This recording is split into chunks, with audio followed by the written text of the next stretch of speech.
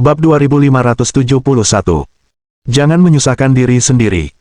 Mendengar kata-kata Lin Yi, Qin Han dan Liang Jinming saling bertukar pandang. Lalu keduanya menatap Ji Qingyan, dan kesepahaman diam-diam di antara mereka bertiga segera terbentuk. Saya pikir ini terdengar menjanjikan, kata Liang Jinming. Selama setengah tahun terakhir, Gao Tua tidak pernah keluar minum-minum bersama kami di malam hari. Dia selalu bilang dia sedang makan malam dan berkencan dengannya. Hubungan mereka kurang lebih sudah sampai pada tahap itu sekarang.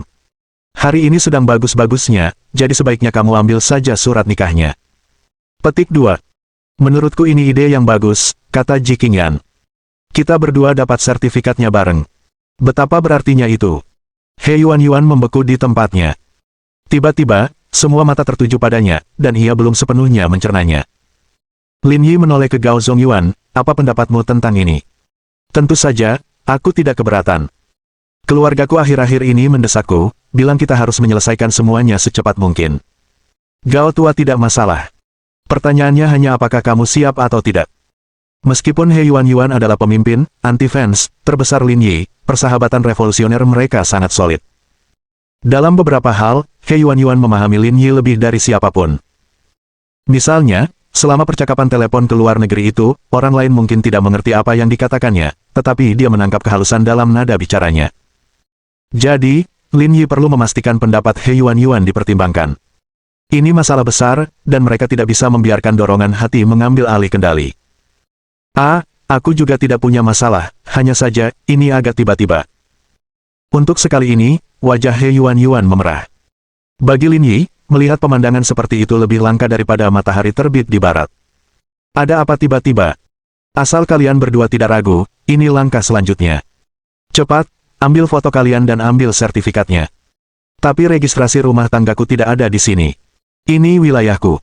Sekalipun kamu tidak datang, aku tetap bisa mengantarkan surat nikahmu. Registrasi rumah tangga tidak penting. He Yuan cemberut dengan ekspresi sedikit puas namun enggan dan berkata, dia bahkan belum melamar.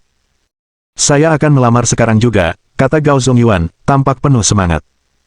Usulkan kakiku, sela Liang Jinming. Kamu bahkan belum beli cincin. Henglong Plaza ada di dekat sini. Cepat beli satu. Siapa bilang aku tidak? Aku sudah siap sejak lama. Gao Zongyuan mengeluarkan ponselnya dan membuka foto di albumnya. Ini cincin berlian yang kupesan 2 bulan lalu. Cincin itu sudah kusimpan di rumah selama ini, dan aku belum pernah mengeluarkannya. Gao Zongyuan kemudian berlutut dan berkata dengan tulus. Rencana awalku adalah menunggu Lin Bro kembali, lalu melamarmu. Karena hari ini kesempatan yang sempurna, aku akan mengambilnya. Tak perlu menunggu hari lain, menikahlah denganku. Lin Yi, Qin Han, Liang Jinming. Gao Tua, kau benar-benar luar biasa. Qin Han menyeringai.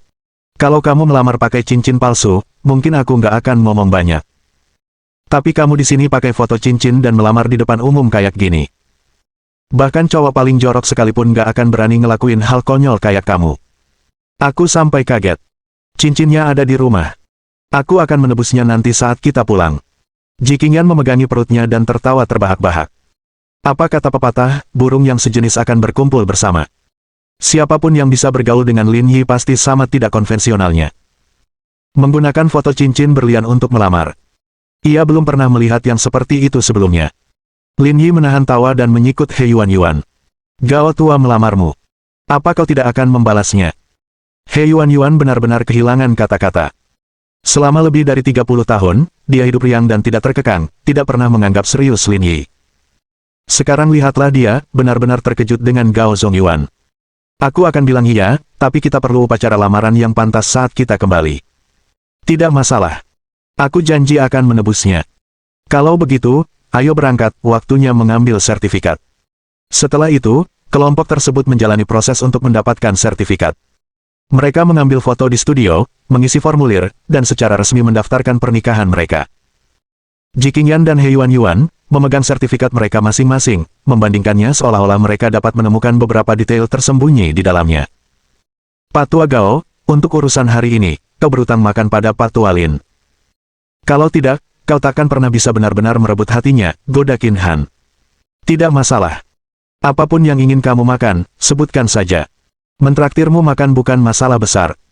Sekarang kamu sudah punya sertifikatnya, kapan kamu berencana melangsungkan pernikahan? Tanya Liang Jinming.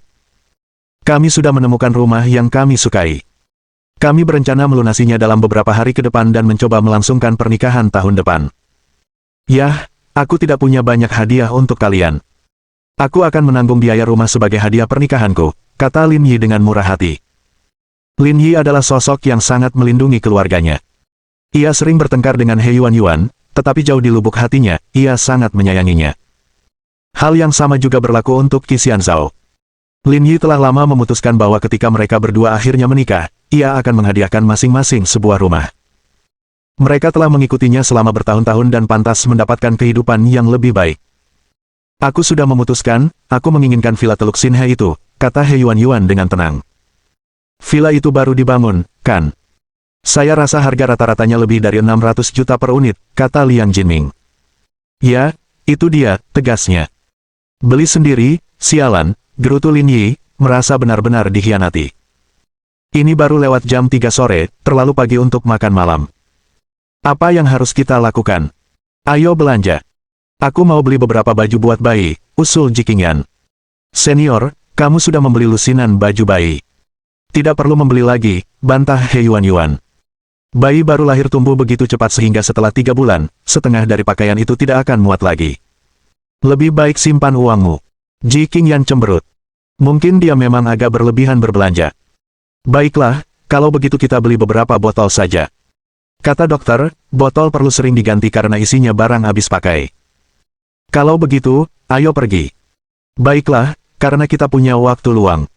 Setelah keputusan dibuat, rombongan meninggalkan kantor pendaftaran pernikahan dan berkendara ke Henglong Plaza di dekatnya. Ji Qingyan baik-baik saja, meski perutnya membesar, berbelanja terasa mudah baginya. Lin Yi menghitung dalam hati. Meskipun besok adalah hari perkiraan lahir, kemungkinan persalinan akan terjadi tepat waktu tampaknya kecil. Kemungkinan besar akan memakan waktu setidaknya seminggu lagi. Hei, Pak Tua Lin, kau sudah dengar tentang pergantian kepemimpinan di Zonghai, kan? Saat mereka berjalan-jalan di alun-alun, kedua wanita itu berjalan di depan, diikuti Lin Yi dan 3 lainnya di belakang. Suara Qin Han merendah. Ya, aku tahu. Namanya Qi Daodong. Tapi kenapa tiba-tiba membahasnya, tanya Lin Yi sambil menyeringai. Kami bertiga datang pagi ini dan, saat mengobrol santai tentang keluarga kami, menyadari bahwa beberapa proyek belakangan ini tidak berjalan mulus. Kami mulai berpikir ini mungkin ada hubungannya dengan perubahan ini. Dan yang paling gila, kami punya proyek bersama yang telah menjadi sorotan dalam beberapa hari terakhir, tambah Gao Zongyuan. Hal seperti ini belum pernah terjadi sebelumnya. Jika hal ini terjadi pada ketiga keluargamu, maka kemungkinan besar ada hubungannya, kata Lin Yi sambil berpikir. Periode ini agak berisiko. Mari kita semua tetap rendah hati. Tidak perlu mengundang masalah yang tidak perlu. Bab 2572. Biarkan dia pergi. Ketiga orang itu mengangguk berulang kali.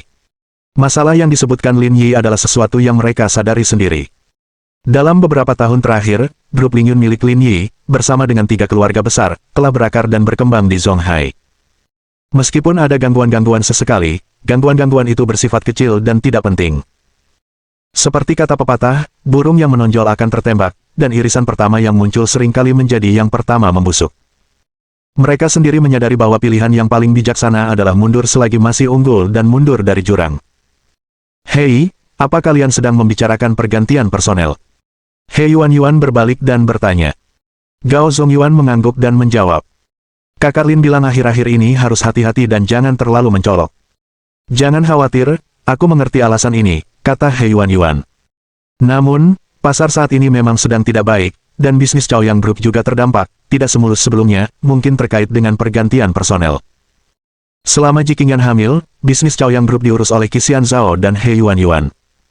Jadi dia punya suara dalam bisnis Chaoyang Group. Apa yang terjadi dengan grup Chaoyang? Tanya Lin Yi. Ada proyek lelang di kota ini untuk membangun mall internasional, mirip dengan SKP di Yanjing. Lelang kedua akan segera dilakukan, tetapi tiba-tiba muncul kuda hitam, yang membuat segalanya sulit, sama sekali tidak optimis. Seseorang bersaing dengan kita. He Yuan mengangguk, awalnya memang sudah pasti menang, tapi baru-baru ini muncul sebuah perusahaan yang cukup terkenal di sektor properti, meskipun mereka belum pernah terlibat dalam proyek Zonghai sebelumnya, jadi, saya rasa pasti ada yang mencurigakan di sini. Mata Lin Yi berubah, dan otaknya mulai berputar cepat. Apa nama perusahaan itu, dan dari mana asalnya? Namanya Yisheng Group, sepertinya dari Tianjin. Jika itu perusahaan dari Tianjin, lebih mudah untuk dipahami, kata Lin Yi. Sekarang karena ada perubahan dalam masyarakat, mereka tentu ingin mendukung masyarakat mereka sendiri. Saya memperkirakan grup Yisheng ini memang sudah diatur untuk berada di sini, dan karena tenggat waktu yang ketat, mereka tidak punya waktu untuk mempersiapkan penawaran dengan baik, jadi mereka mencoba membatalkan penawaran pertama untuk mengulur waktu mempersiapkan penawaran mereka, dan kemudian akan ada penawaran kedua. Sial, jadi disitulah letak triknya, He Yuan mengumpat dan berkata. Kalau begitu, tidak ada cara untuk menawar. Meskipun hasilnya sudah ditentukan, kita tetap harus menawar, kalau tidak, itu sama saja seperti menyerah. Aku tidak mau reputasiku hancur. Bukankah kau bilang untuk tetap rendah hati, kenapa kau terlibat dalam hal ini, tanya He Yuan. Ada sesuatu yang kalian semua tidak tahu, kata Lin Yi. Orang yang baru bertanggung jawab adalah Qi Daodong. Saya pernah memukuli putranya sebelumnya. Saya tidak akan bicara lagi, Anda harus mengerti. Wah, seru Qin Han. Kau benar-benar memukuli putranya. Pantas saja mereka mengejarmu. Makanya aku harus sedikit merespons. Duduk diam saja itu tidak baik, dan itu bukan gayaku, kata Lin Yi. Tapi lengan tidak bisa memutar paha, kata Liang Jinming. Dalam hal seperti penawaran, kelihatannya adil dan tidak memihak di permukaan, tetapi terkadang itu hanya masalah satu kalimat, bahkan jika Anda pergi, itu tidak akan membantu. Dulu waktu kita menawar, proposalnya jelek, tapi kita tetap menang. Sekarang logikanya sama, kata Gao Zongyuan sambil mengecap bibirnya. Di dunia penipuan, pada akhirnya kita harus membayar kembali, dan bukan kami yang memutuskan. Itu benar, tapi setidaknya kita harus berjuang sedikit, kata Lin Yi sambil tersenyum. Bagaimana rencanamu untuk berjuang? He Yuan bertanya dengan nada sarkastis. Apakah kamu butuh aku membelikanmu cincin pelampung? Mari kita kembali dan menyempurnakan proposalnya, lalu turunkan harganya sedikit, asalkan kita tidak rugi. Tidak ada rencana lain, tanya He Yuan. Tidak ada. Ikuti saja apa yang aku katakan. Masalahnya adalah melakukan hal ini tidak ada gunanya, kata He Yuan. Ini bukan tentang menang melalui tawaran terendah, dan efektivitas biaya tidak berperan di sini, ini tidak efektif. Lakukan yang terbaik dan terima takdir kita, mari kita selesaikan urusan kita sendiri dulu, sisanya kita bicarakan nanti. Baiklah kalau begitu. Saat mereka tengah berbincang-bincang, tiba-tiba mereka mendengar Ji Qingyan menjerit. Jantung Lin Yi berdebar kencang, lalu dia menoleh ke arah Ji Qingyan, mendapati seekor anjing besar berlari ke arahnya. Secara naluriah mengumpat, tubuh Lin Yi melesat, berlari ke sisi Ji Qingyan dan menendang anjing yang menyerbu itu. Anjing besar itu terlempar beberapa meter jauhnya, mendarat dengan keras di tanah, meronta beberapa kali, lalu mengeluarkan darah dari mulutnya dan mati. Adegan ini menyebabkan orang yang lewat di dekatnya berhenti dan menunjuk-nunjuk. Tetapi kebanyakan orang tidak punya pikiran lain. Meskipun menendang anjing hingga mati merupakan tindakan yang kejam, orang yang melakukannya adalah seorang wanita hamil, dan pada saat yang berbahaya seperti itu, melakukan tindakan seperti itu sangatlah wajar.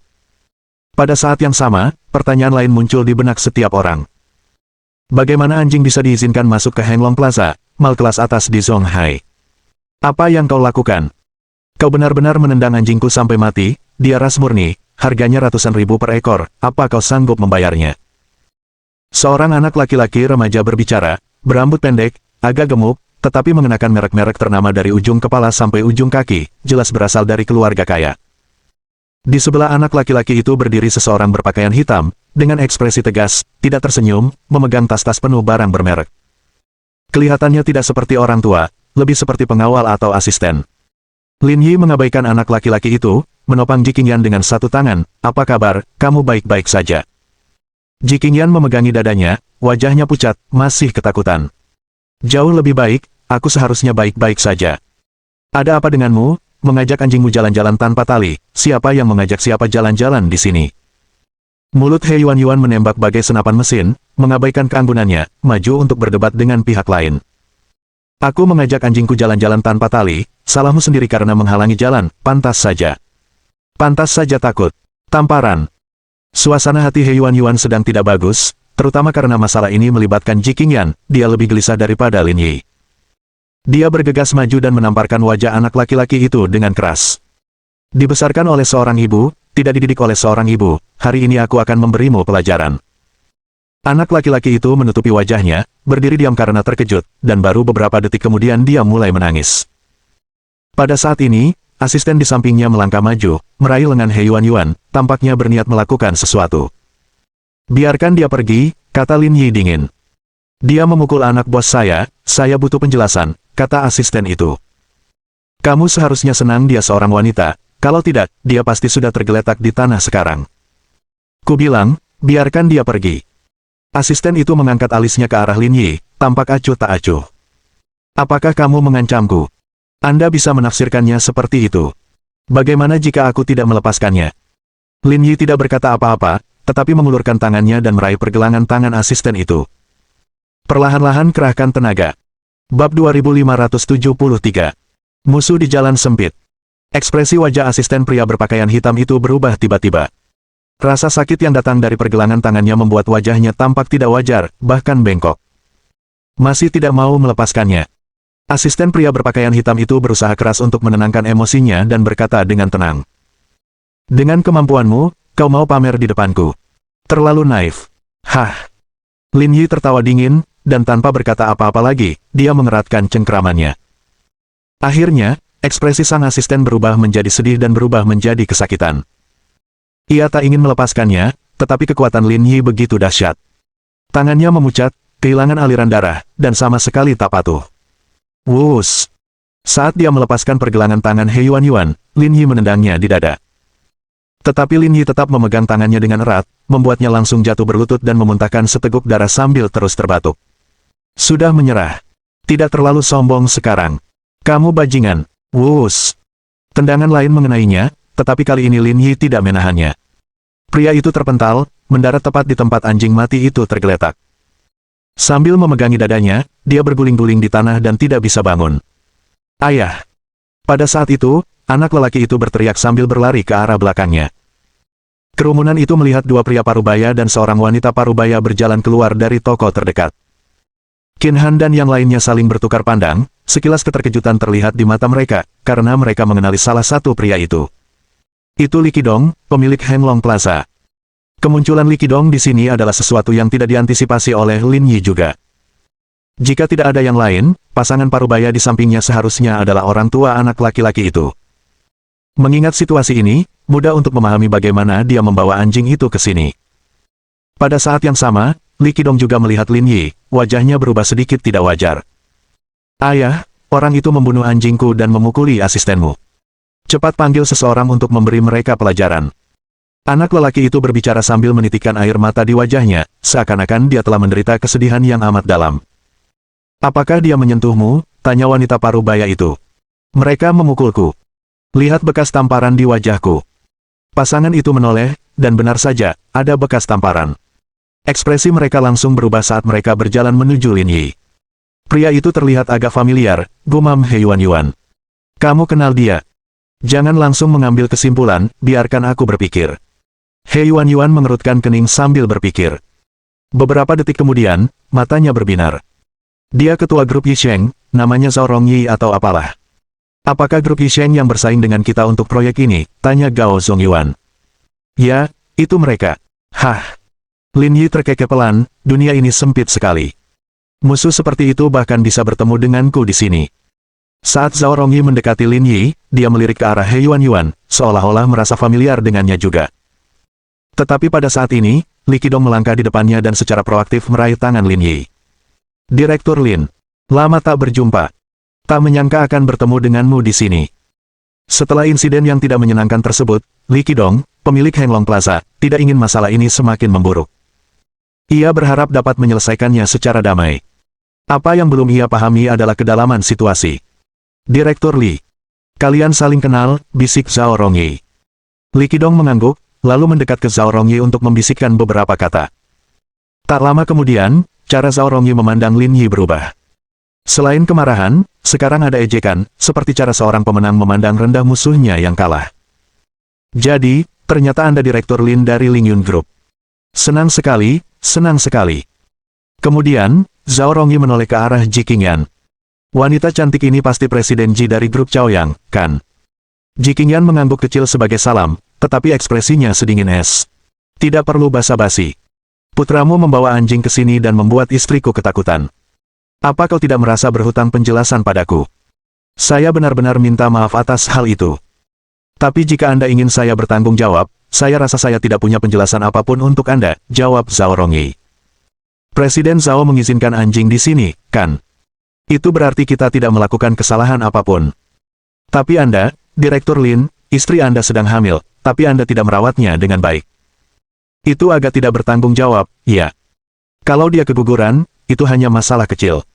Tapi kalau ibu dan anak keduanya meninggal, bukankah itu tragis? Jaga mulutmu. Qin Han yang pemarah melangkah maju. Kau pikir punya koneksi bisa membuatmu bersikap angkuh dan berkuasa di Zonghai?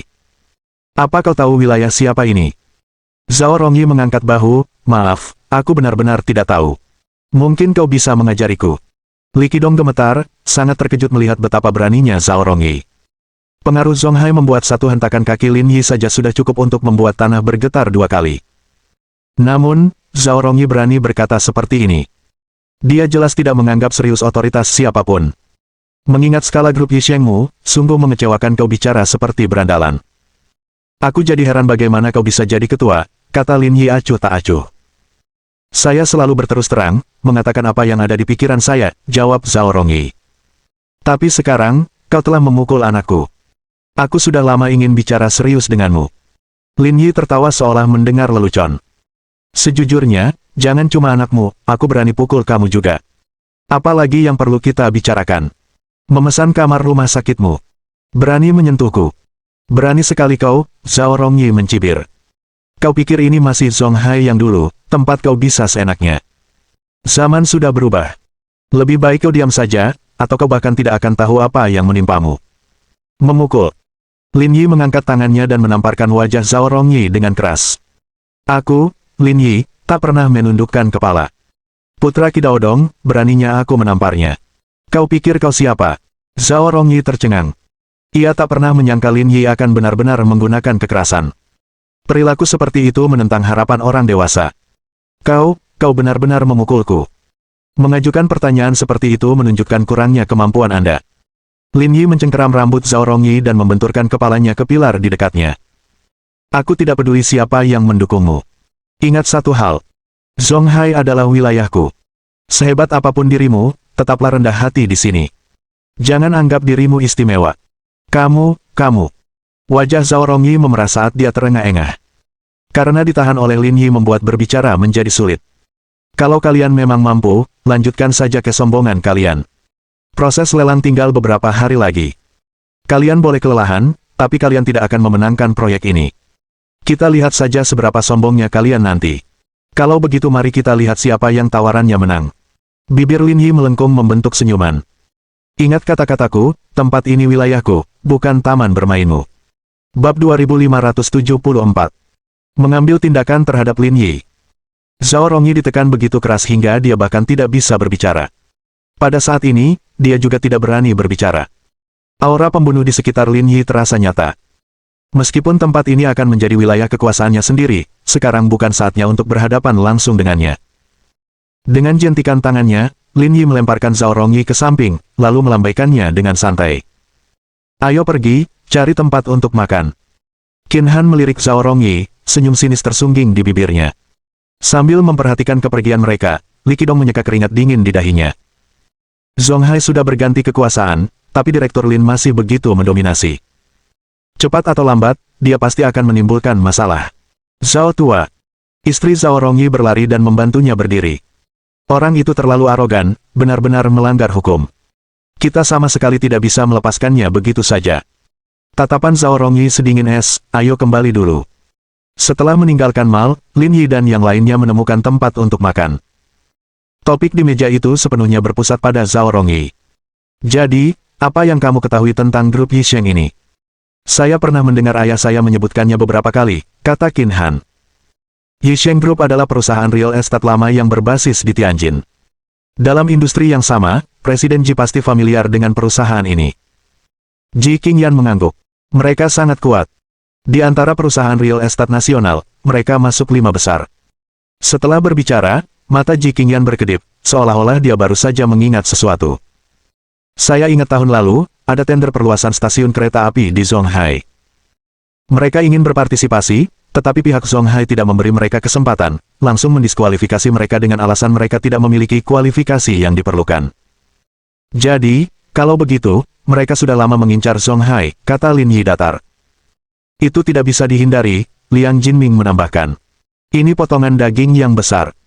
Semua orang ingin menggigitnya. Tapi ku dengar kelompok mereka bukan hanya bergerak di bidang properti. Mereka juga terlibat dalam keuangan internet, kata Qin Han. Dibandingkan dengan wilayah pesisir, industri teknologi di wilayah utara lebih lemah. Dugaan saya, ada yang mendukung mereka, itulah sebabnya mereka terjun ke bidang ini. Kabarnya, mereka cukup sukses. Dibandingkan dengan real estate tradisional, internet jauh lebih menguntungkan, ujar Gao Zongyuan. Para kapitalis zaman sekarang, mereka semua saling mengalahkan, kata Liang Jinming, sambil meletakkan tangannya di belakang kepala. Awalnya, Internet Plus, lalu blockchain, dan sekarang mereka menggembar-gemborkan metaverse. Segala macam trik untuk menguasai pasar. Di zaman sekarang ini, selama kita punya uang, etika dan moralitas akan dikesampingkan, kata Lin Yi. Namun, jika dilihat dari sikap mereka, tampaknya mereka sedang mempertimbangkan untuk mengalihkan fokus ke selatan. Saya rasa mereka ingin memindahkan industri internet dan teknologi tinggi mereka ke sini, kata He Yuan. Selain Yanjing, wilayah utara tidak memiliki lahan yang subur untuk industri-industri tersebut. Lin Yi mengangguk setuju dan berkata, sepertinya mereka datang bukan hanya untuk mengajukan tawaran sederhana. Mereka siap bertarung habis-habisan denganku. He Yuan melirik Lin Yi, instingnya yang tajam merasakan krisis yang mengancam Lingyun Group. Pertanyaannya, bisakah kita benar-benar melawan mereka? Zaman telah berubah, dan keunggulan kita sebelumnya telah lenyap sepenuhnya. Itulah yang juga membuatku khawatir, kata Gao Zongyuan. Pada putaran penawaran kedua dalam beberapa hari, bahkan jika kami menurunkan harga dan berfokus pada efektivitas biaya, mereka tetap akan menemukan cara untuk membatalkan tawaran kami. Jangan terlalu pesimis, belum sampai ke situ, kata Lin Yi sambil menyesap tehnya. Lalu ia menatap He Yuan dan menambahkan. Ketika kamu datang bekerja besok, beritahukan semua pejabat tinggi di grup bahwa akan ada rapat pada pukul 10 pagi. Rapat seluruh perusahaan. Ya, haruskah kita memberitahu Bos Sen? Lin Yi berpikir sejenak. Tidak perlu. Aku akan mampir dan menemuinya langsung. Setelah urusan bisnis beres, mereka mulai makan. Perlahan-lahan, semua orang pulang satu persatu. Ritz-Carlton, Zonghai. Sejak tiba di Zonghai, Zhao Rongyi tinggal di sini dan belum membeli rumah. Istrinya dan anaknya hanya berkunjung sementara dan tidak menetap di sini secara permanen bersamanya. Saat itu, di kamar hotelnya juga ada seorang pria lain yang seusia dengannya, yang sangat mirip dengannya. Nama pria itu adalah Zhao Rongsheng, 2 tahun lebih tua dari Zhao Rongyi. Nama Yisheng Group diambil dari nama kedua bersaudara itu. Saat kuliah, Zhao Rongyi dan Qi Daodong adalah teman sekelas, meskipun tidak di tahun yang sama. Ketika yang pertama mendaftar, yang terakhir sudah berada di sekolah pascasarjana. Namun karena mereka adalah teman satu kota, mereka pun segera menjadi dekat. Pada saat Zhao Rongyi lulus, Yisheng Group lahir. Selama era pertumbuhan ekonomi yang pesat itu, ketika peluang sama berlimpahnya dengan emas, real estate menjadi batu loncatan terbaik untuk kewirausahaan, cara yang pasti untuk menghasilkan uang. Selama waktu inilah Zhao Rongyi perlahan membangun namanya dan memantapkan posisinya. Zhao Rongsheng, di sisi lain, putus sekolah lebih awal karena prestasi akademis yang buruk dan keadaan keluarga yang sulit, dan akhirnya menjadi gangster lokal yang terkenal.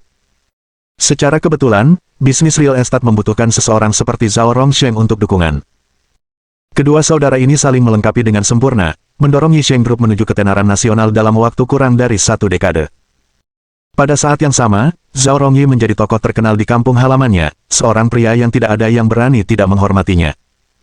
Jika bukan karena kembalinya Liu bersaudara ke Tianjin, tak seorang pun akan mampu menantang posisi Zhao Rongsheng. Apa yang terjadi? Kudengar dari Siuli kalau kamu bertengkar dengan Lin Yi dari Zonghai. Kakak, kamu juga tahu tentang orang ini.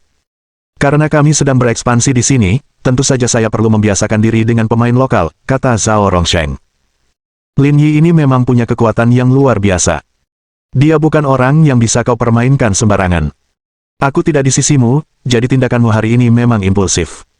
Zhao Rongyi tetap diam, merasa seperti dia telah menderita kehilangan tersembunyi hari ini. Tapi jangan khawatir, denganku di sini, aku akan memastikan kau mendapatkan balasanmu. Tidak perlu. Zhao Rongyi berkata, aku punya rencana sendiri untuk menghadapinya. Kamu santai saja, tidak perlu membuat keributan. Apa rencanamu? 3 hari lagi, putaran kedua lelang akan dimulai. Saat itu, dia tidak akan punya kesempatan untuk bersikap sombong lagi. Itu terlalu jinak. Zhao Rongsheng menyalakan sebatang rokok. Asap putih mengepul di wajahnya saat ia berkata ringan. Kita perlu memastikan semua orang tahu bahwa Master Lin yang dulu tak terkalahkan kini tidak lagi tak tersentuh. Namun selama bertahun-tahun, pengaruhnya di Zonghai telah mengakar kuat. Tidak akan mudah untuk menurunkannya sedikitpun. Jika bisa, Zhao Rongyi juga ingin mendapatkan kembali harga dirinya dan melihat Lin Yi benar-benar dipermalukan. Tetapi setelah baru saja tiba di daerah itu, mencoba mencabut Lin Yi seluruhnya adalah hal yang tidak realistis. Tindakan premanisme kecil-kecilan tidak akan berhasil. Kita harus cari kesempatan yang tepat untuk menjatuhkannya sekeras-kerasnya sampai dia tidak berani menatap matamu lagi. Lalu apa rencanamu? Kita akan mencari Liu bersaudara. Bab 2575.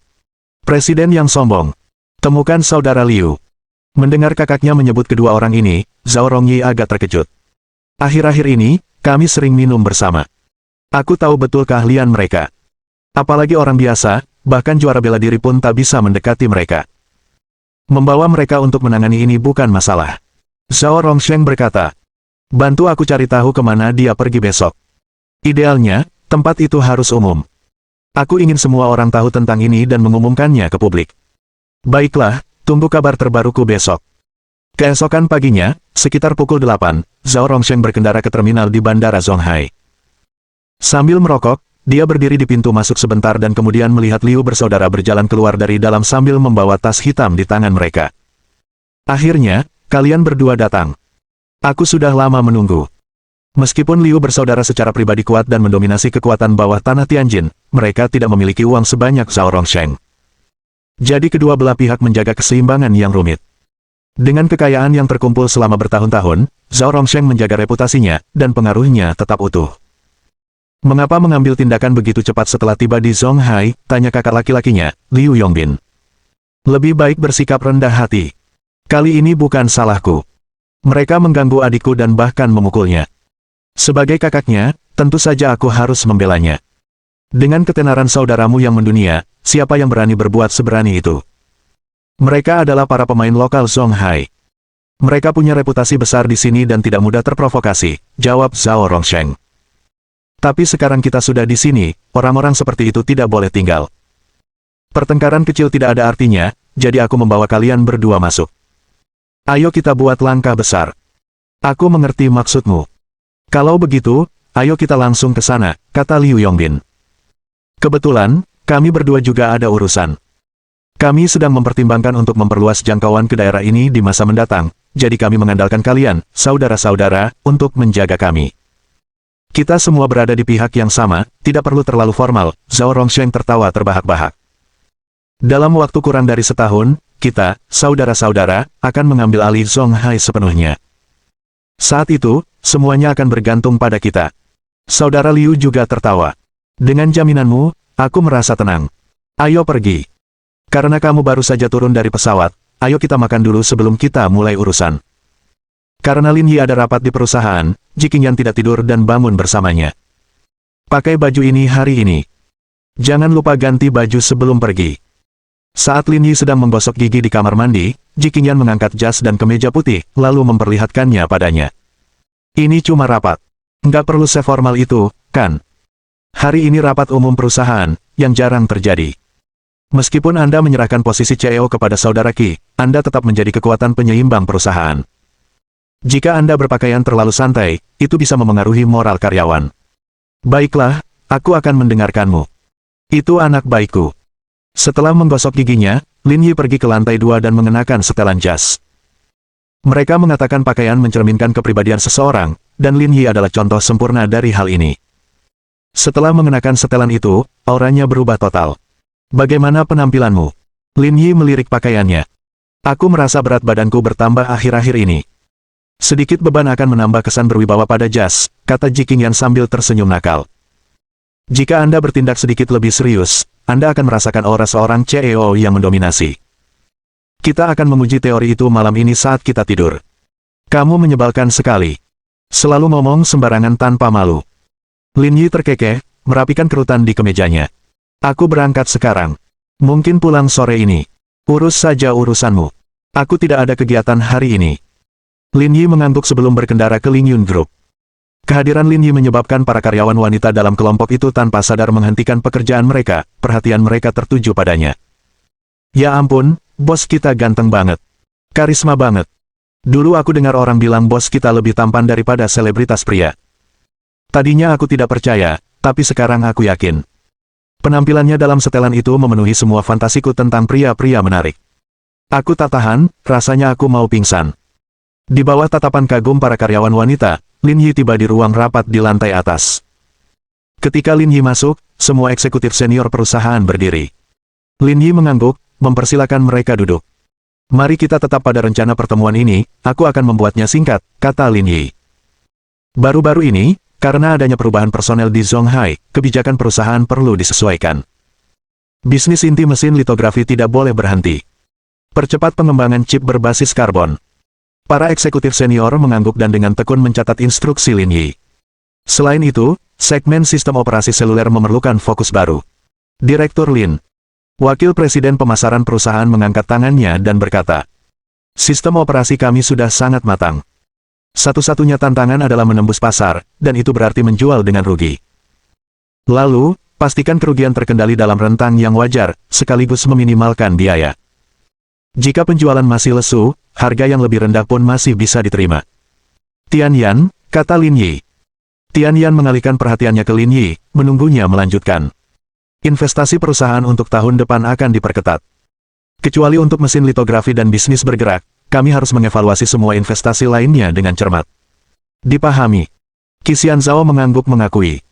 Untuk tahun depan, percepat peningkatan industri internal, tingkatkan belanja R&D, dan tingkatkan daya saing kita di kancah internasional. Juga, standarisasi operasional cabang-cabang regional. Selama periode ini, pastikan mereka tidak menimbulkan masalah yang tidak perlu. Lin Yi kemudian berbicara selama kurang lebih 20 menit, menguraikan rencana dan harapannya secara rinci.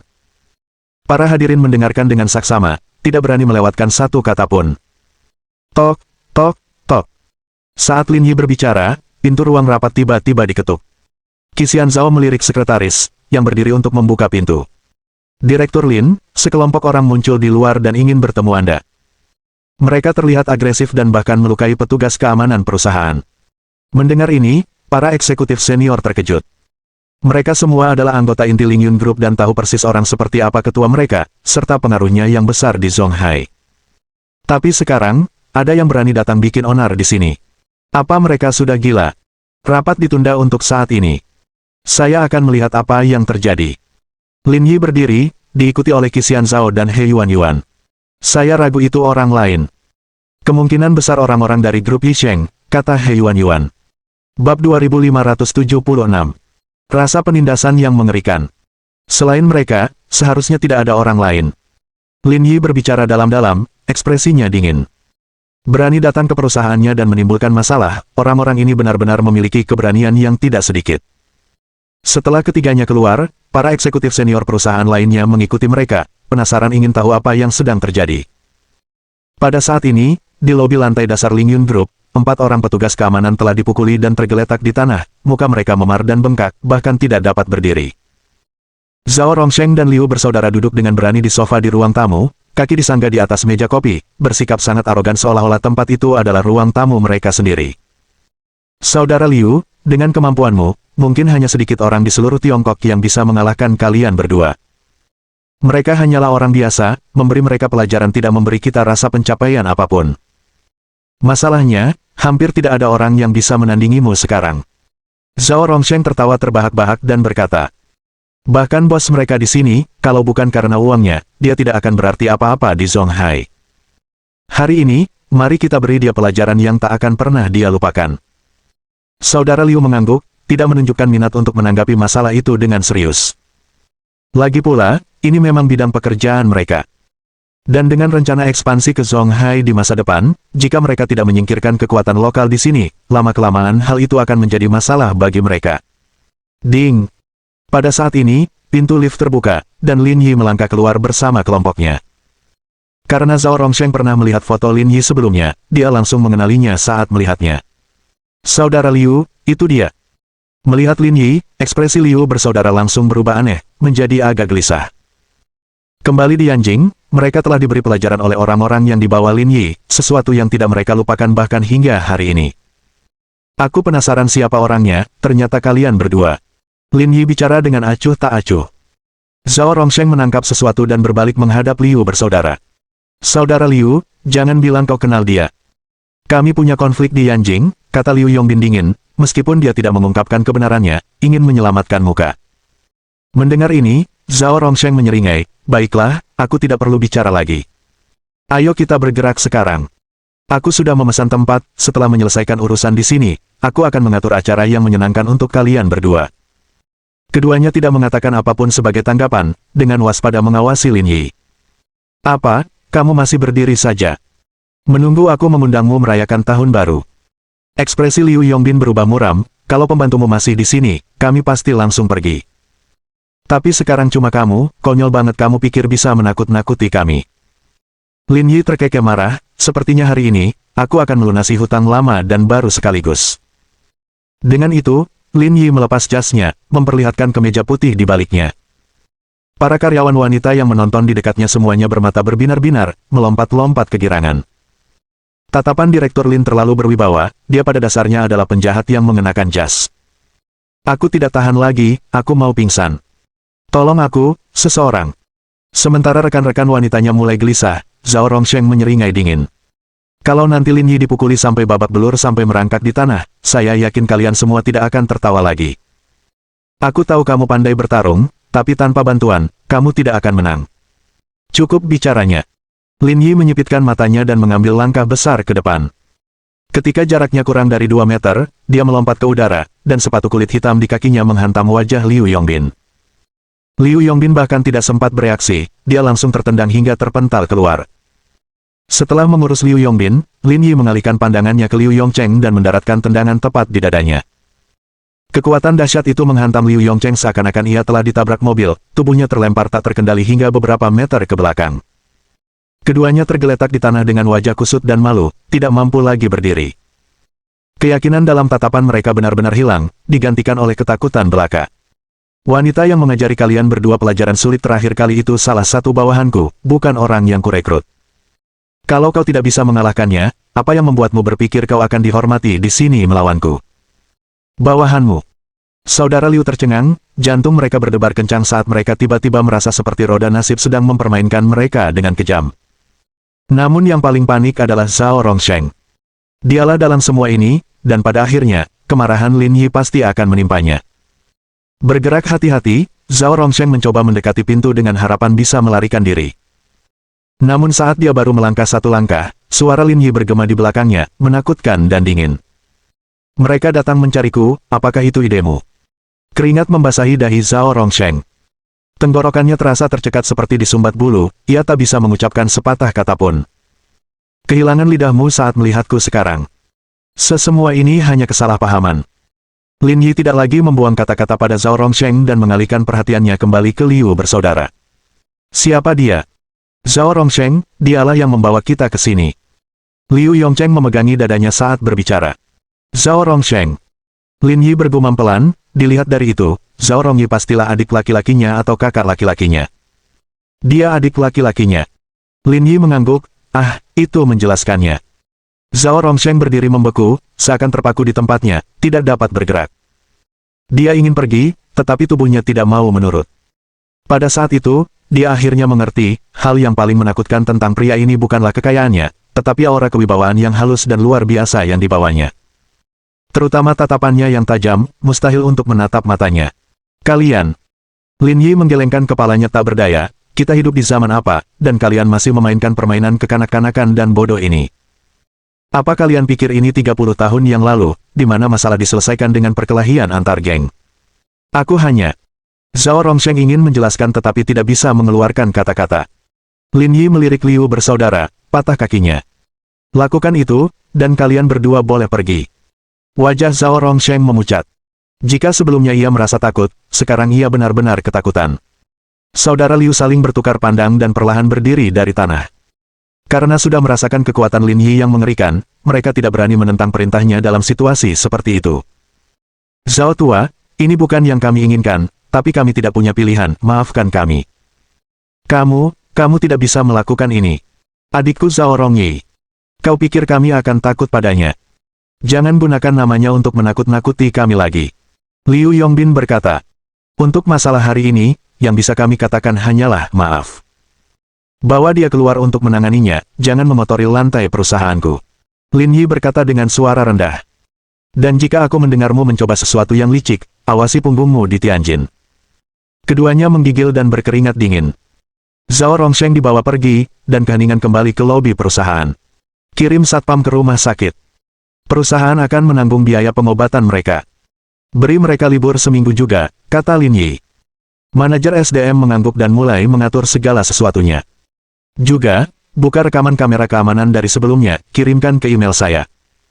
Bab 2577. Kamu adalah romansaku. Setelah memberikan instruksi, Lin Yi membawa manajemen senior kelompok kembali untuk melanjutkan rapat. Para karyawan wanita yang menyaksikan kejadian ini semua bermata berbinar-binar, seakan-akan mereka telah menenggak minuman keras berkadar tinggi, dan tidak sadarkan diri selama beberapa waktu. Sekitar pukul 12 siang, pertemuan berakhir. Lin Yi pergi ke kantor Qixian Zhao untuk menyiapkan makan siang, bersama dengan He Yuan dan Tian Yan. Direktur Lin, dengan kejadian hari ini, kita telah membuat grup Yisheng menjadi musuh. Mereka mungkin akan menjadi lawan yang tangguh di Zonghai di masa depan, kata Qixian Zhao. Bahkan tanpa insiden hari ini, mereka tidak akan bertindak, kata Lin Yi setelah menggigit daging sapi rebus, tapi mereka tidak bisa memengaruhi bisnis inti kami, dan mereka juga tidak punya kemampuan untuk melakukannya. Qixian Zhao mengangguk, masalahnya ada pada grup Chaoyang. Saat ini, kedua perusahaan tersebut masih dalam status semi-merger, dan banyak bisnis yang dijalankan bersama, sehingga memberikan kesan seperti ini pada orang luar. Lin Yi berpikir sejenak, penawaran kedua dimulai dalam 2 hari, kan? Ya, saya sudah tanya-tanya ke berbagai pihak di industri ini, dan semuanya mendukung Yisheng Group karena mereka punya dukungan, dan penawaran itu hanya formalitas. Lin Yi setuju dengan kata-kata Qixian Zhao. Keadilan adalah aturan yang ditetapkan oleh yang kuat untuk yang lemah. Yang lemah harus mengikuti, yang kuat tidak perlu. Aku akan menangani masalah ini, kata Lin Yi dengan percaya diri. Awasi terus bisnis perusahaan selama 6 bulan hingga 1 tahun ke depan. Jangan sampai ada yang salah. Ini saat yang sensitif. Setelah makan siang, Lin Yi pergi menemui Li Chuhan. Karena sudah lama berjauhan, tidak benar kalau dikatakan dia tidak merindukannya. Dia tidak seperti Wang Ying atau Yan Qi, yang sering mengirim video atau menelepon. Dia hanya akan menghubunginya dalam situasi mendesak untuk menghindari menimbulkan masalah baginya. Sekarang dia sudah kembali, dia harus mengunjunginya. Dalam perjalanan ke rumah sakit, seperti biasa, Lin Yi memesan teh sore untuk para perawat. Dia juga membeli kue kecil untuk Li Chuhan. Selain itu, dia mengirim video ke Liang Ruoxu, memeriksa situasinya, dan semuanya baik-baik saja. Dia juga mendengar dari ibunya bahwa Liang Ruoxu ingin pergi berbelanja, yang menyebabkan Shen Sui mengomel, dan dia akhirnya tinggal di rumah dengan patuh. Lin Yi menyentuh dagunya dan berpikir, dengan kondisi fisik Liang Ruoxu, rasanya dia bisa pulih dengan baik dan siap untuk anak kedua dalam waktu sekitar 1 tahun. Tak lama kemudian, Lin Yi melaju ke rumah sakit. Tepat saat dia parkir dan keluar dari mobil, dia melihat sebuah Bentley berhenti di sampingnya. Awalnya dia tidak terlalu memperhatikan, tetapi dia melirik dan menyadari bahwa orang di dalam mobil itu adalah Zhao Rongyi. Lin Yi berpikir sejenak dan mengerti apa yang sedang terjadi. Kemungkinan besar Zhao Rongyi dibawa ke sini setelah kakinya patah.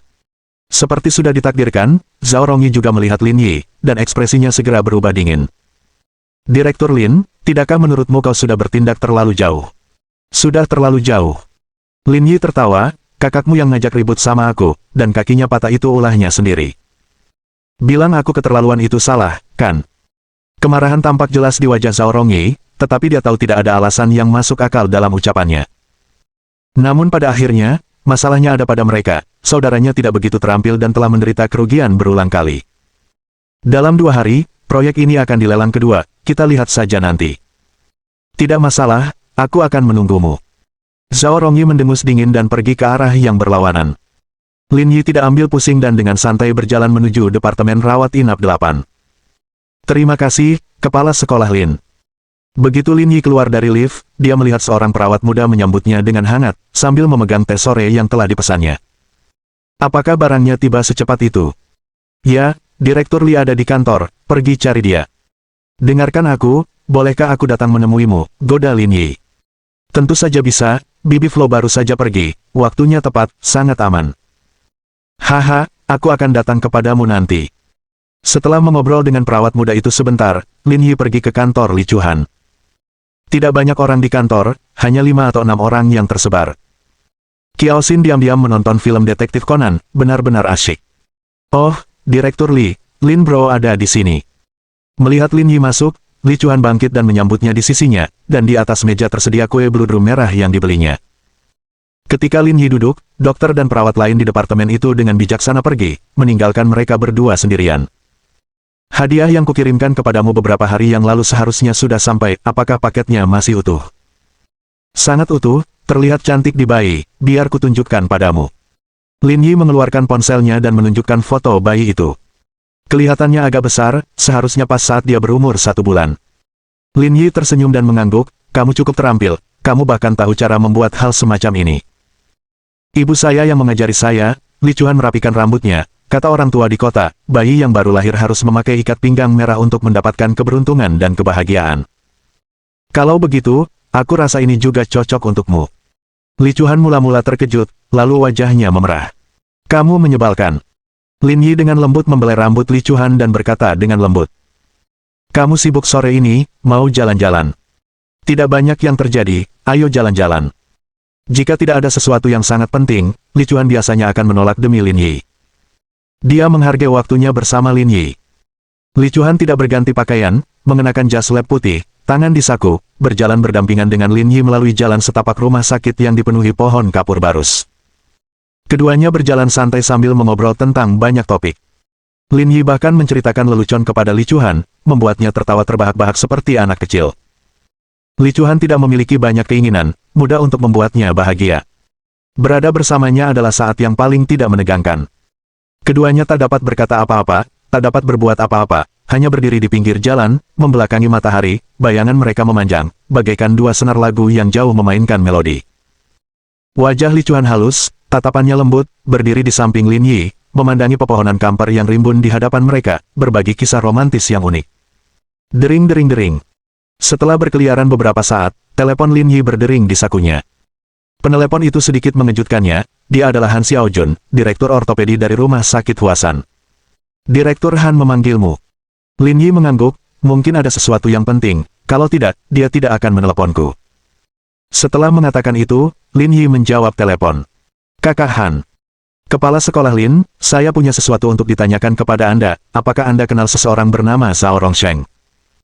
Bab 2578. Sudahkah kau menebak siapa aku? Lin Yi tertegun sejenak. Nama Zhao Rongsheng seharusnya tidak keluar dari mulut Han Xiaojun. Apa yang telah terjadi? Kami baru saja menerima pasien dengan kedua kaki remuk. Selama perawatan awal, dia terus mengumpat dan mengulang-ulang namamu, jelas Han Xiaojun. Awalnya, saya pikir itu hanya seseorang dengan nama yang sama, tapi ada yang terasa janggal, jadi saya menelepon Anda untuk memastikannya. Setelah mendengar ini, Lin Yi segera memahami situasinya. Zhao Rongsheng, setelah kakinya patah, telah dikirim ke departemen mereka. Apakah dia punya anggota keluarga bersamanya, bernama Zhao Rongyi? Baru saja tiba di rumah sakit. Ya, sepertinya kepala sekolah Lin mengenal orang ini, jawab Han Xiaojun. Tapi orang ini sepertinya agak mencurigakan. Haruskah kepala sekolah Lin datang? Baiklah. Tunggu aku di departemen. Aku sedang dalam perjalanan. Setelah menutup telepon, Lin Yi memandang Li Chuhan. Ayo kita kembali. Periksa departemen, dan nanti kita akan keluar untuk makan malam. Keduanya berjalan santai kembali bersama. Li Chuhan kembali ke departemen bedah toraks dan kardiologi, sementara Lin Yi pergi ke departemen ortopedi. Kakak Han. Saat memasuki kantor, Lin Yi melihat Han Xiaojun. Han Xiaojun tidak terlalu kekar, dia agak gemuk, memakai kacamata tebal, dan berjalan dengan sandal, sehingga tampak acak-acakan. Dilihat dari penampilannya, Han Xiaojun adalah tipe orang yang mudah terlupakan di tengah keramaian. Namun dalam hal bakat, dia tidak diragukan lagi merupakan jagoan di bidangnya. Di seluruh Tiongkok, ia dianggap sebagai pakar tingkat atas. Kepala sekolah Lin, sapa Han Xiaojun.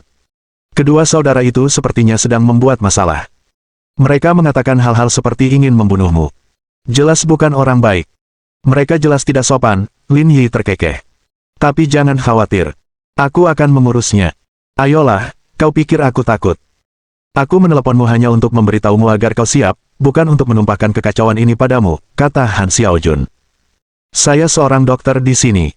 Saya tidak percaya mereka berani menyentuh saya. Lin Yi tertawa. Aku tidak bermaksud begitu.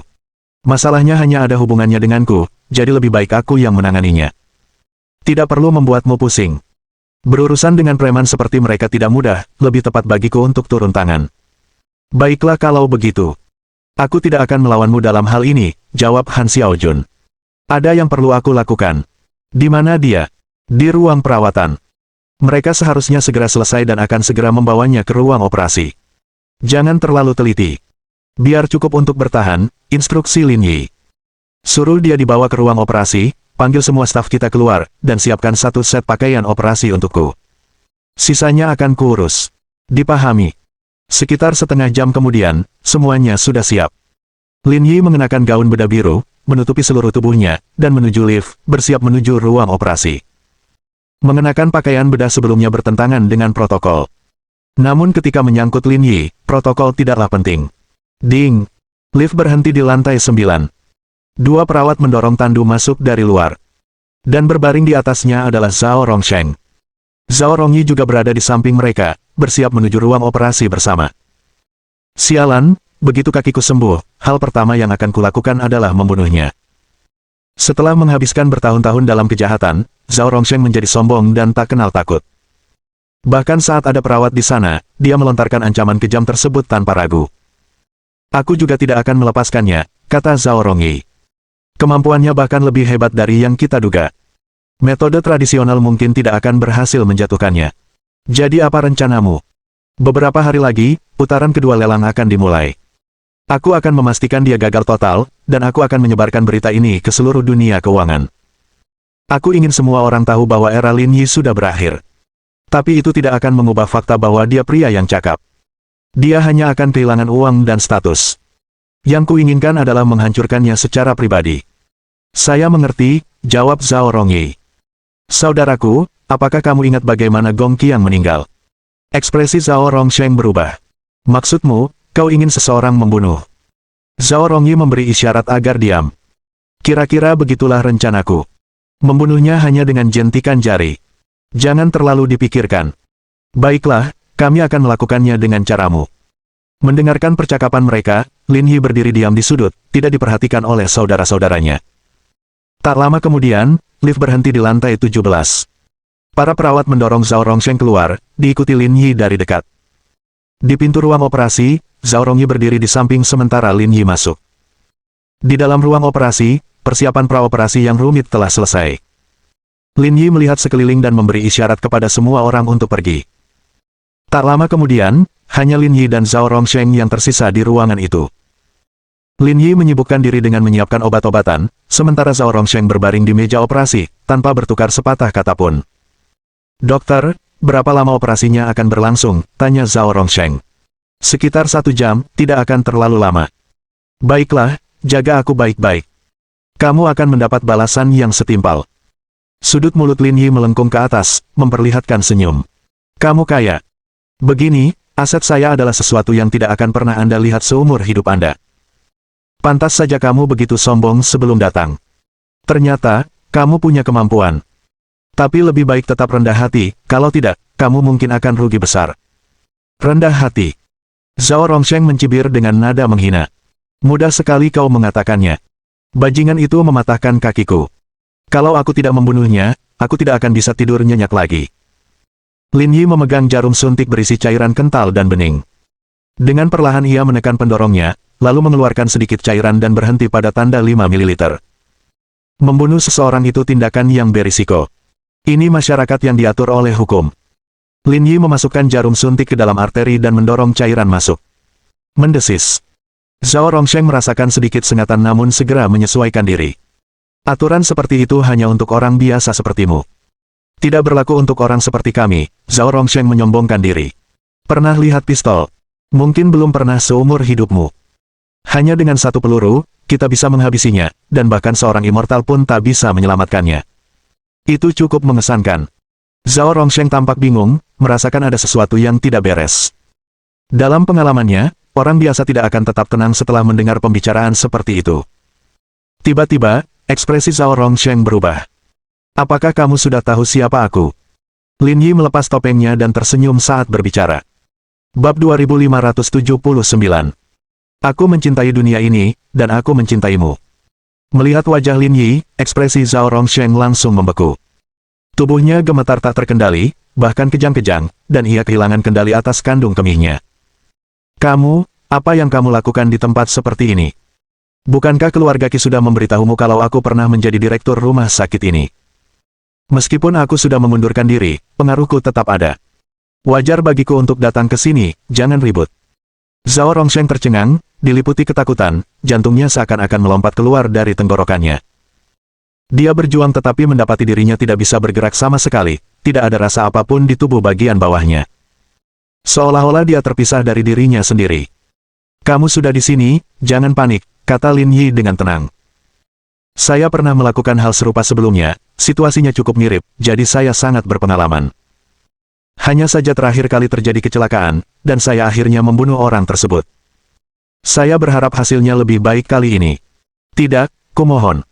Zhao Rongsheng berteriak, kumohon, jangan bunuh aku. Aku tahu aku salah. Aku tidak akan mengganggumu lagi. Kumohon beri aku kesempatan lagi. Aku tidak ingin mati, dan aku tidak akan berani melakukannya lagi. Baru pada titik ini Zhao Rongsheng mengerti apa itu ketakutan yang sebenarnya. Dibandingkan dengan situasi saat ini, apa yang dialaminya sebelumnya tidak ada apa-apanya. Lin Yi menatap Zhao Rongsheng sambil tersenyum, aku ingat tadi pagi, kau sepertinya mengatakan hal yang sama. Baru beberapa jam, dan kau bersumpah akan membunuhku lagi. Bagaimana aku bisa melepaskanmu sekarang? Wajah Zhao Rongsheng pucat pasi seperti kertas, tidak ada kehangatan sedikitpun. Ketakutan tak berujung menyebar ke seluruh tubuhnya, bahkan tidak mampu mengucapkan sepatah kata pun. Ada pepatah lama di dunia investasi, seseorang tidak bisa menghasilkan uang di luar kemampuan kognitifnya sendiri. Itu sangat cocok untukmu, kata Lin Yi dengan tenang. Jangan memprovokasi orang yang tidak bisa Anda kendalikan.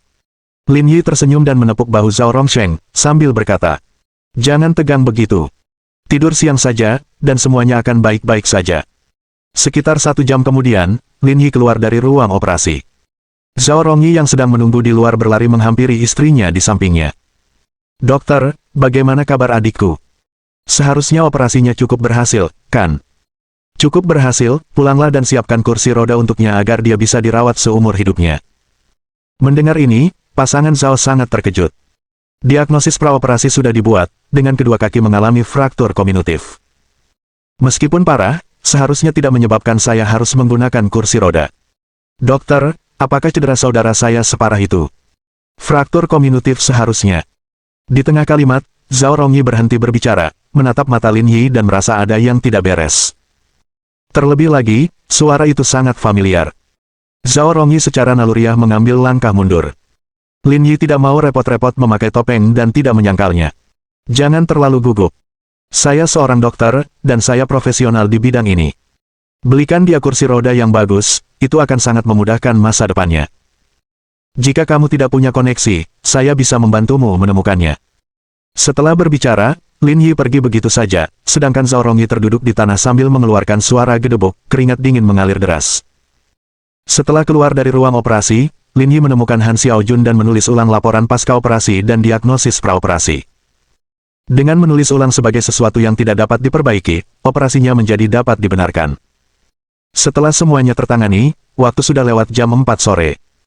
Lin Yi pergi ke kantor Li Chuhan, dan mereka berdua berkendara ke restoran barat untuk makan malam. Mengapa kita datang ke tempat ini? Kita tidak bisa makan hotpot barbecue sepanjang waktu, kata Lin Yi sambil tersenyum. Kita juga harus sedikit romantis. Terserah kamu. Karena dipesan terlebih dahulu, hidangan disajikan dengan cepat. Gerakan makan Li Chuhan tidak terlalu elegan, tetapi anggun dan membawa pesona wanita Tiongkok dalam setiap gerakannya. Saya mungkin akan pergi ke Amerika suatu saat nanti. Li Chuhan tiba-tiba berkata di tengah makan. Ke Amerika. Ada kesempatan untuk pergi ke rumah sakit Mayo untuk kunjungan pertukaran, yang berlangsung sekitar 3 bulan. Aku ingat kamu pernah bekerja di sana sebelumnya, kan? Li Chuhan mengangguk, tapi kesempatan pertukaran ini langka, dan banyak dokter terkenal akan ikut. Aku tidak ingin melewatkan kesempatan belajar ini, jadi aku mendaftar. Dengan kesempatan sebesar ini, jangan sia-siakan kesempatan ini. Kalau saya tidak salah, rumah sakit Mayo ada di Rochester, Minnesota. Ya, Li Chuan menatap Lin Yi dengan lembut, bagaimana kamu tahu segalanya? Lin Yi tersenyum kecut, menurutku, kamu seharusnya menjadi dokter anak. Karena kamu bisa membujuk anak-anak, Lin Yi tertawa dan berkata. Lagi pula, saya pernah jadi direktur. Kalau saya tidak tahu di mana rumah sakit Mayo yang terkenal itu namanya ketidaktahuan. Bahkan tanpa menyebutkan ini, kamu hebat di bidang lainnya. Memang benar, aspek lainnya juga bagus. Li Chuan tersipu mendengar kata-kata Lin Yi. Kamu menyebalkan, aku tidak membicarakan itu. Aku tidak pernah mengatakan seperti itu hanya kamu yang memikirkannya. Aku tidak bisa berbicara lebih banyak darimu. Lin Yi tersenyum pada Li Chuan, yang kelembutannya selalu begitu cerah dan menarik. Kapan kamu berangkat, sudah tentukan tanggalnya. Masih dalam tahap evaluasi aplikasi, tapi Direktur Miao bilang rumah sakit sudah memutuskan saya. Kita tinggal menunggu evaluasinya selesai. Li Chuan meletakkan pisau dan garpunya, berpikir sejenak, kurasa mungkin dijadwalkan setelah tahun baru. Akan lebih baik lagi, setelah tahun baru kita bisa memulai tahun dengan baik. Ya, aku juga berpikir begitu, kata Li Chuan. Kapanpun, tahun baru harus dirayakan di Tiongkok. Kau benar, kata Lin Yi. Saya sudah menginstruksikan orang-orang untuk menyiapkan rumah untukmu di sana, jadi kamu tidak perlu menginap di hotel. Tidak perlu repot-repot, aku bukan putri yang lembut. Tapi bagiku, kamu memang begitu. Li Chuan tersipu malu, menundukkan kepalanya karena malu. Dia dengan malu-malu memotong steak di piringnya, tidak berani mendongak untuk waktu yang lama. Setelah makan malam, mereka berdua pergi ke pantai luar, berjalan-jalan sebentar di sepanjang tepi sungai. Angin di tepi sungai mengacak-acak rambut di dahinya. Lin Yi suka mengamatinya dengan tenang, sama seperti dia mengamati dunia yang lembut namun tangguh ini. Dari pertemuan awal mereka di rumah sakit Huasan hingga berjalan berdampingan di kota Beiqiao sesudahnya. Selama bertahun-tahun, ia telah berjalan susah payah melewati lumpur dan gundukan, mekar di hari-hari awal musim gugur. Kenapa kamu selalu menatapku? Apa gaya rambutku berantakan? Tidak, Lin Yi menggelengkan kepalanya pelan, tiba-tiba aku sedikit kagum padamu. Setelah berjuang bertahun-tahun, namun masih mencintai dunia yang telah melukaimu. Bab 2580. Arah situasi masa depan. Li Chuan memegang tangan Lin Yi dengan erat. Perutnya penuh dengan kata-kata yang ingin diucapkannya, tetapi ketika tiba saatnya untuk mengucapkannya, dia tidak tahu bagaimana memulainya. Dia pada dasarnya adalah orang yang pemalu dan hanya berani berbicara fasih di bidangnya sendiri. Namun di bidang lain, dia tidak banyak bicara, meskipun dia menyukai mobil modifikasi, dia jarang membicarakannya dengan Lin Yi. Dia takut mengatakan hal yang salah dan menimbulkan ketidaknyamanan bagi orang lain. Tetapi dia sangat yakin bahwa Lin Yi lah yang memberinya kelembutan dan keberanian yang berlimpah, sementara dia basah kuyup dalam semua badai. Tak peduli seberapa badai yang melanda dunia ini, selama dia ada di belakangnya, itu bagaikan pelangi yang membentang di angkasa. Meski dunia ini pernah meninggalkan bekas luka di sekujur tubuhnya, karena Lin Yi, dia sangat mencintai tempat ini, dan dia sangat mencintai Lin Yi. Ketika aku punya waktu luang dan memikirkanmu, aku merasa hidup penuh makna. Li Chuan menyisir rambutnya dan berkata lembut. Selama masih ada harapan dalam hidup, dunia ini baik-baik saja. Kamu tidak terlalu serakah, kata Lin Yi sambil tersenyum. Seseorang tidak boleh memiliki terlalu banyak keinginan, itu akan membuat mereka tidak bahagia. Lin Yi mengulurkan tangannya untuk membelai pipi Li Chuan, sentuhan hangat kulitnya seperti hatinya yang lembut. Lin Yi tiba-tiba teringat wanita tua yang ditemuinya saat ia masih menjalankan sebuah restoran. Sejak saat itu, sebuah pertanyaan kerap muncul dalam benaknya. Orang yang hatinya pahit, berapa banyak kemanisan yang mereka butuhkan untuk mengisinya? Sekarang dia punya jawabannya, hanya sedikit rasa manis yang bisa mengisinya. Karena tidak dapat menahan diri, Lin Yi mencium kening Li Chuan, angin di tepi sungai, seperti tangan tak terlihat, memeluknya erat-erat, melindunginya dengan kedamaian dan keselamatan seumur hidup. Kemudian, Lin Yi membawa pulang Li Chuan. Ketika dia kembali ke rumah, waktu sudah lewat pukul 10 malam. Namun keluarga yang beranggotakan 3 orang itu masih duduk di sofa, mengobrol dan tertawa. Sudah larut malam, dan kamu masih belum tidur. Ji Qingyan memegangi perutnya, mendesah dan berkata, benda kecil ini baru saja menendangku beberapa kali, hampir membuatku kesakitan. Ini sudah tanggal jatuh tempo, jadi itu normal. Tapi saat ini, saya bahkan tidak merasakan kontraksi apapun. Tidak sedikit pun. Hanya sesekali saja. Ji Qingyan cemberut dan berkata, Saya merasa sekarang, pergi bekerja di perusahaan bukan masalah, saya tidak pernah punya stamina seperti itu bahkan saat saya tidak hamil.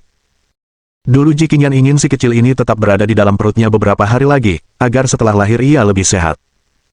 Namun setelah banyak meneliti akhir-akhir ini dan berkonsultasi dengan banyak orang, ia menemukan bahwa tinggal terlalu lama di dalam perut juga bukan hal yang baik. Jangan khawatir, biarkan aku memeriksanya. Sambil berbicara, Lin Yi menempelkan tangannya pada denyut nadi Ji Qingyan. Semuanya baik-baik saja, jangan terlalu banyak berpikir. Lin Yi tersenyum dan menghiburnya. Hal itu biasa terjadi dalam situasi seperti Anda, kita tidak pernah tahu, mungkin suatu saat nanti akan hilang dengan sendirinya, menjaga pola pikir yang baik lebih baik daripada apapun. Baiklah, karena kamu sudah bilang begitu, aku tidak khawatir lagi. Tiba-tiba, Ji Qingyan berbalik dan menatap Lin Yi dengan serius, tapi aku bilang padamu, jika bayinya punya masalah, itu tanggung jawabmu. Kenapa kamu begitu tidak masuk akal, apa hubungannya ini dengan menantuku, kata Song Minghui. Benihnya tidak bagus, jadi itu pasti ada hubungannya dengan dia. Menyalahkan benih karena kesuburan tanah yang buruk, itu sungguh tidak masuk akal. Song Minghui berdiri dan berkata, sudah malam, kalian berdua harus istirahat, tidak bisa begadang sepanjang malam. Atas desakan Song Minghui, keduanya kembali ke kamar mereka. Ji Qingyan berguling-guling di tempat tidur, tampak khawatir terhadap bayi dalam perutnya. Dalam 2 hari berikutnya, kehidupan Lin Yi berlalu dengan damai. Satu-satunya hal yang mengganggunya adalah orang yang mengirim bunga. Setiap kali teringat sosok sekilas itu, Lin Yi merasa itu mirip pria berpakaian hitam. Saat pengiriman bunga itu terjadi pada masa paling berbahaya ketika dia berada di Jepang. Jika seseorang dari organisasi Ma mendatang dan dengan paksa membawa Ji Qingyan pergi, dia tidak akan berdaya. Jadi tujuan akhir mereka pasti membawa Ji Qingyan pergi untuk mengancamnya. Namun pada akhirnya, mereka hanya mengirim sebuket bunga, yang membuat Lin Yi bingung dan tampak tidak masuk akal. Jika dia menyangkal dugaan ini, Lin Yi tidak dapat memikirkan orang lain yang dapat menghindari semua kamera pada saat itu untuk mengantarkan setangkai mawar putih kepada Ji Qingyan. Dalam 2 hari ini, selain masalah ini, tidak ada hal lain yang mengganggu Lin Yi. Namun dunia bisnis Huaxia mengalami kehebohan. Alasannya sederhana, itu adalah tawaran yang akan datang untuk tanah itu. Para investor besar dalam negeri, serta banyak tokoh ternama, semuanya memusatkan perhatian pada masalah ini, ingin mengetahui hasilnya. Jika penawaran ini dilakukan 6 bulan lebih awal, tidak akan ada ketegangan, dan Chaoyang Group pasti akan memenangkan penawaran tersebut. Di Zonghai, tidak ada seorang pun yang berani melewati Lin Yi dan secara pribadi menyerahkan proyek yang diminatinya kepada orang lain. Tetapi sekarang, situasinya telah berubah, dan hasil akhirnya tidak dapat diprediksi. Apakah Lin Yi masih dapat mendominasi situasi benar-benar tidak pasti. Jika tidak, tidak akan ada proses penawaran kedua. Pada saat ini, semua orang yang berdiri di tepi zaman sedang memperhatikan masalah ini. Ini adalah transisi antara era lama dan baru, dan arah masa depan sektor bisnis Zonghai diringkas dalam sesi penawaran ini. Pada hari tender kedua, Ji Qingyan menyiapkan jas untuk Lin Yi dan berkata di pintu kamar mandi. Aku ingin ikut denganmu, kalau ada masalah, aku bisa membantu memikirkan ide. Lin Yi membilas mulutnya dan meludahkan airnya. Masalah ini tidak ada hubungannya lagi dengan penawaran itu sendiri, kalaupun ada masalah dengan penawaran itu sendiri, itu tidak akan berpengaruh, kamu tidak akan berguna, beristirahatlah dengan baik di rumah, aku mengerti. Tapi aku masih khawatir. Ji Qingyan berkata. Dia bertekad untuk membiarkan grup Yisheng menang, dan lagi pula, kamu sudah memberi pelajaran pada saudara-saudara keluarga Zhao beberapa hari yang lalu, pasti mereka akan mempermasalahkan hal ini. Lin Yi menyeka mulutnya, tersenyum, dan berjalan keluar dari kamar mandi. Selama bertahun-tahun, banyak yang ingin mencari masalah denganku, tapi akhirnya aku menyelesaikannya satu persatu. Lin Yi menyentuh pipi Ji Qingyan, tunggu kabar baikku di rumah, tidak akan ada masalah. Setelah mengobrol sebentar, keduanya turun untuk makan. Setelah makan, Lin Yi berganti ke setelan yang disiapkan Ji Qingyan untuknya, dan mencium keningnya sebelum pergi. Sayang, suruh ayah untuk ceria, kata Ji Qingyan dengan manis. Kemarilah, biarkan ayah menciummu. Sambil berkata demikian, Lin Yi mengangkat piyama Ji Qingyan dan mencium perutnya yang bulat. Aku pergi, tunggu kabar baikku. Keluar pintu, Lin Yi melaju pergi, menuju pusat pembelian Zonghai. Dan konferensi penawaran yang disaksikan seluruh bangsa akan segera dimulai. Mohon dukungan dari omom ante-ante sekalian, buat subscribe atau sharekan novel Mimin ke Facebook kalian, agar channel Mimin bisa terus berkembang. Dengan begitu, Mimin bisa lebih semangat untuk up novel seru lain ke depannya. Buat teman-teman yang sudah subscribe dan sharekan novel Mimin, Mimin ucapkan terima kasih sebanyak-banyaknya. Sekiranya teman-teman menghadapi masalah video diputar dalam bahasa Inggris, coba tukar kepada bahasa Indonesia original melalui cara ini. Semasa mendengarkan, pencet tombol setting di atas kanan video, pilih audio track dan tukar bahasa.